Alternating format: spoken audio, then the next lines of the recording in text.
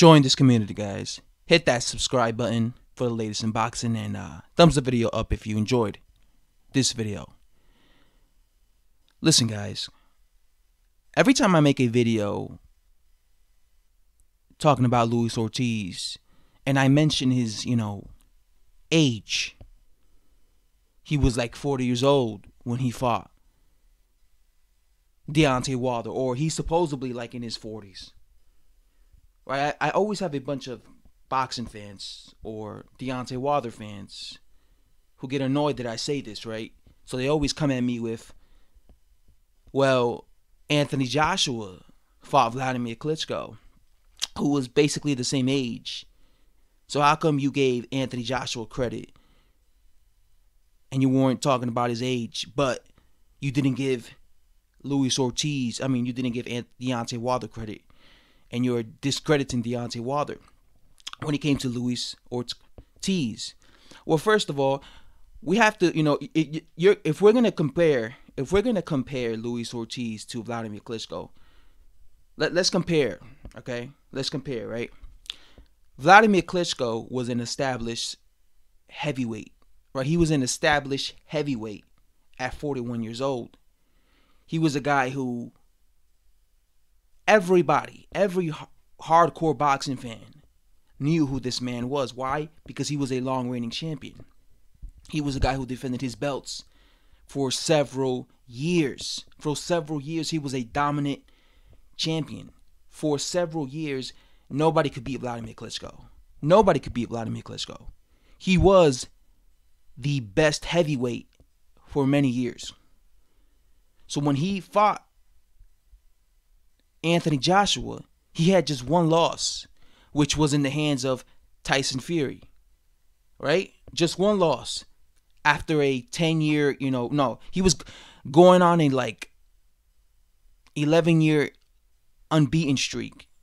So when he fought Anthony Joshua, he had just one loss after coming off an 11-year unbeaten streak of not losing a single fight, of being very dominant, right? He fights Anthony Joshua. The fight ends up being very entertaining, and he loses to Anthony Joshua, right?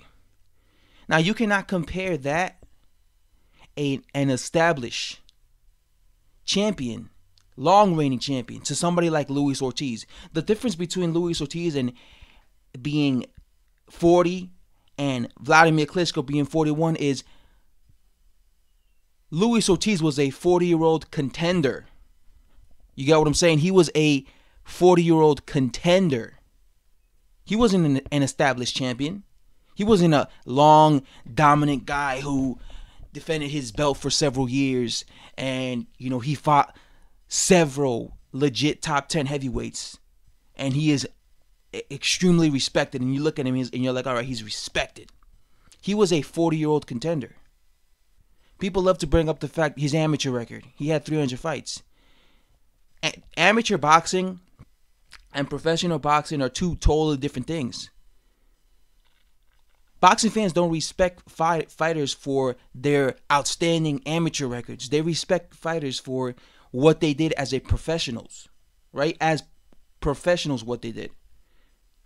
Muhammad Ali won gold in 1960, but people don't even bring that up. Whenever people talk about Muhammad Ali, they talk about his great accomplishments as a professional boxer. They don't even talk about his gold medal. Sugar Ray Leonard won a gold medal in 1976, but nobody talks about that. Everybody talks about what he did as a professional, right? That's why fighters who lose medals and then go on to do great things as a fighter, those guys, look at Mike Tyson. Mike Tyson never got to win a medal in the 1984 Olympics because he lost. But look at what he did as a professional, right? Being a gold medalist, people claim he's a gold medalist. I don't even think he's a gold medalist, actually.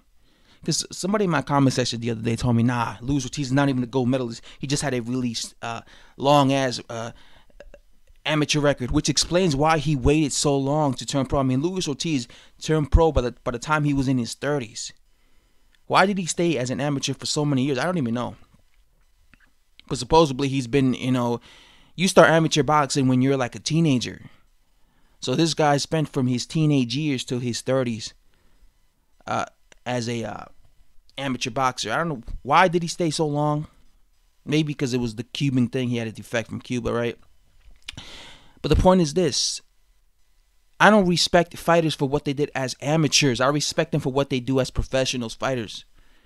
And Luis Ortiz was just a contender. He was a heavyweight contender. All right? You can't compare that to a long reigning champion like WLADIMIR KLITSCHKO.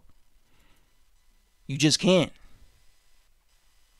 It's kind of like Mike Tyson. Mike Tyson beat Larry Holmes. I think that's a great win for Mike Tyson because Larry, and mind you, Larry Holmes was in the same boat as WLADIMIR KLITSCHKO.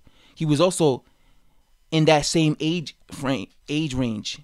He was, I think, 39 when he fought Mike Tyson. But Larry Holmes was a former long reigning champion, right? He had won the belt in 1978 against Ken Norton, and he defended his belt until 1985 when he lost to Michael Spinks. He defended his belt for 7 years. Nobody could beat him in those 7 years, right? He was untouchable. He was considered the best heavyweight. Then he loses to Michael Spinks twice. He retires from boxing. He comes back, kind of like WLADIMIR KLITSCHKO, right? He retires from boxing. He comes back in '88, fights Mike Tyson, and loses to him. But look at what Larry Holmes did after losing to Mike Tyson. And people say that Larry Holmes was over the hill, right? But, Larry Holmes was a long reigning champion. He was a great fighter. So look at what ends up happening to Larry Holmes. He ends up fighting guys like Ray Mercer. He beats Ray Mercer. Ray Mercer was undefeated. Ray Mercer was a knockout artist. Ray Mercer had just destroyed Tommy Morrison, who many people thought was going to be the next big thing, or many people were hyping him up. Ray Mercer was in his prime. And this was 3 years later after, because a lot of people like to discredit Mike Tyson. Just like a lot of people like to discredit Anthony Joshua, and they say, oh, Anthony Joshua fought an old WLADIMIR KLITSCHKO, right? So they say the same thing about Mike Tyson. He fought old Larry Holmes. But Larry Holmes went on to do some things after he lost to Mike Tyson. 3 years later, like I said, he fought Ray Mercer, who was undefeated. And he was supposed to get knocked out against Ray Mercer because Ray Mercer was young in his prime, undefeated. Yet, Larry Holmes gave him a boxing lesson, right? He dominated him with his jab. Why couldn't Ray Mercer do what Mike Tyson did?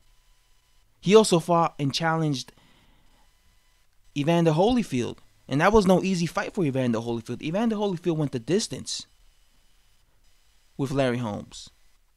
How come Evander Holyfield is a great champion, but how come Evander Holyfield couldn't do what Mike Tyson did? So Larry Holmes went on to do some things. It wasn't like people act like he was shot to bits when he fought Mike Tyson. But clearly he wasn't, because if he was, he would have just got destroyed by guys like Evander Holyfield years later. He would have got destroyed by guys like, Ray Mercer.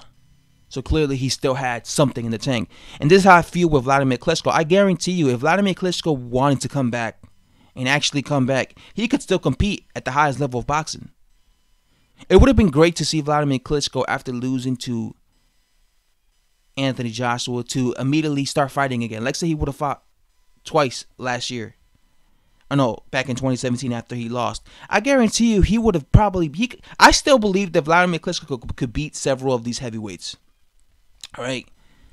It would have made it look even better for AJ, because I'm telling you, had WLADIMIR KLITSCHKO continued to fight as a fighter, maybe 2 more fights against these young heavyweights, he probably could still beat them. So it would have made it would have made Anthony Joshua's victory over WLADIMIR KLITSCHKO look way better. You get what I'm saying? But WLADIMIR KLITSCHKO at that point had been fighting, he was already so accomplished, right? So I guess he just wanted to retire. Although he's talking about, making comebacks. But you can't compare, man. The point of this video is you can't compare Luis King Kong Ortiz to fucking WLADIMIR KLITSCHKO. You just can't fucking compare. Anyway, guys, that's all I have to say. Thanks for watching. I'm out.